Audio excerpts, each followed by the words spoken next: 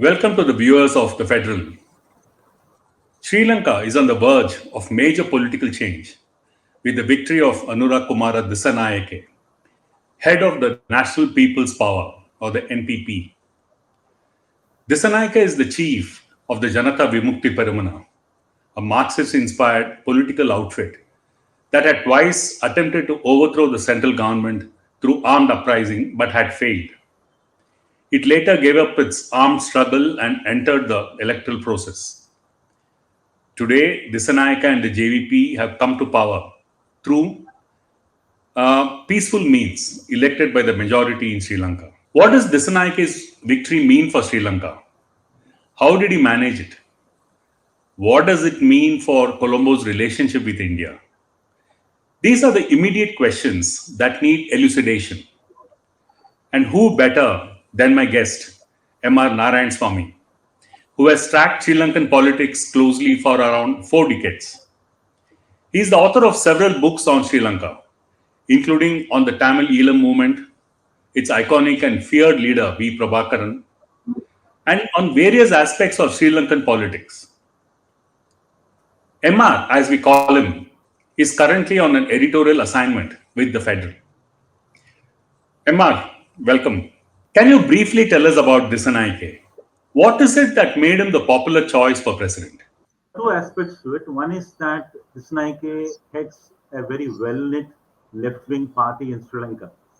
But that alone probably may not have brought him to power the way the economic crisis that engulfed Sri Lanka 2 years ago, that pushed him to the front line of leadership at a time when the established political leadership, its image was in tatters.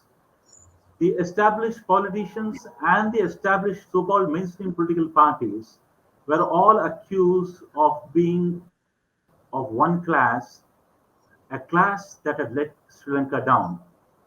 Just at that point of time, the mass protests which engulfed Sri Lanka, the JVP, led by Dissanayake, gave it a leadership.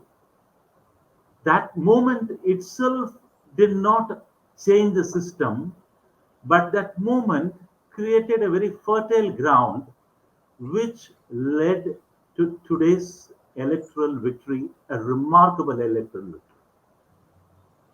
victory. In that sense, probably Dissanayake needs to thank the Sri Lankan elite for what they did in Sri Lanka, and which ultimately led to a situation which has propelled a party which got just 3% of the votes 5 years ago in the presidential election, more than 42%, and beat hollow everyone who has been in politics for decades. Um, MR, we'll return to Sri Lanka's internal dynamics in a moment.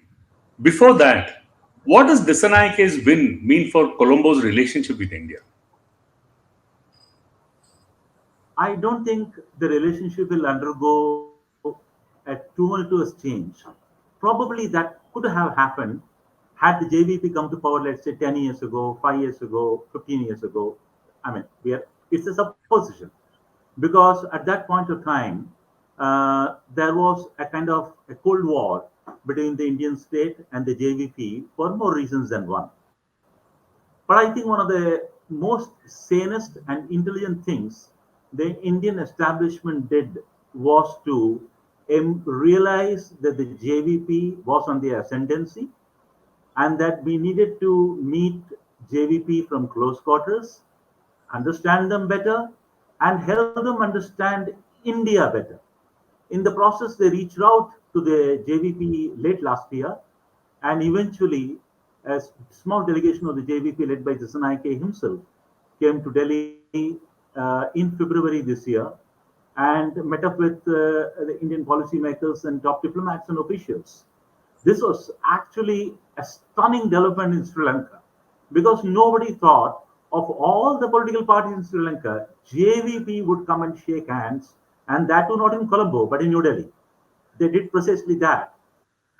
And purely for that reason, you have to give credit once to the Indian establishment that they realized what is going on, They understood the radar properly. And now that the JVP has come to power, I don't think there could be any major breakups in our relationship as it happened with the Maldives sometime recently. So the other question, which is a corollary to this one, is what is Disanayake's relationship with China,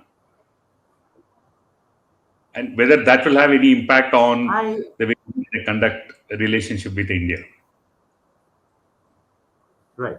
Now, JVP has been a leftist party since birth, and at one point of time, it was considered kind of close to China.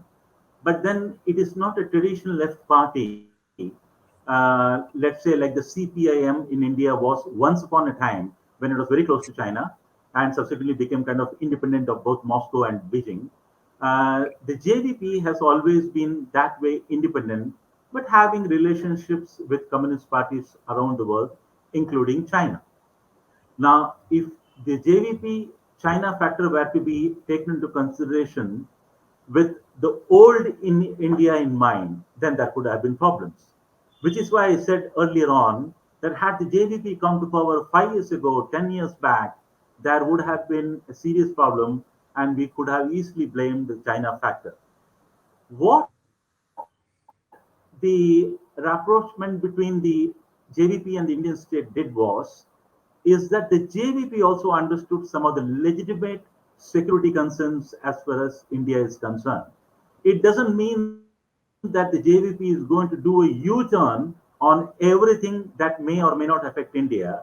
But the fact is that they have very much understood that for a stable and prosperous Sri Lanka, we need to have a good relationship with India and we should not go out of the way to destabilize India in any manner whatsoever. Okay, and let's go briefly back to Sri Lanka and the existing or the outgoing presidency of Ranil Wickremesinghe. The impression was that Wickremesinghe had taken Sri Lanka out of that economic crisis. So, despite that, he lost. So, where was it that he goofed up? See, Ranil Wickremesinghe, no doubt, in the last 2 years, managed to take Sri Lanka away from what you could call as the brink of collapse, the brink of total disaster. If you, for example, when I went to Colombo in November last year, it did not look like a city that was under siege as it very much looked like, say, 1 year back, because of serpentine queues for fuel, petrol, diesel, medicines, food, what have you. So that's where he managed to help Sri Lanka recover. But then the recovery path was essentially based on what would be broadly known as the IMF induced bailout package. And the bailout package included tax hikes for all segments of the population.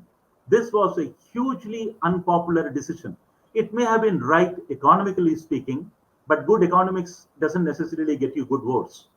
And that's what Ranil Wickremesinghe has realized that when you thrust a policy which is not liked for the good or the bad of it by the masses, by the vast majority of the masses, then you pay a very serious political price, which is why, despite the credit that has to go to him, which he pointed out just now, he didn't finish second, Yeah. he finished a poor third.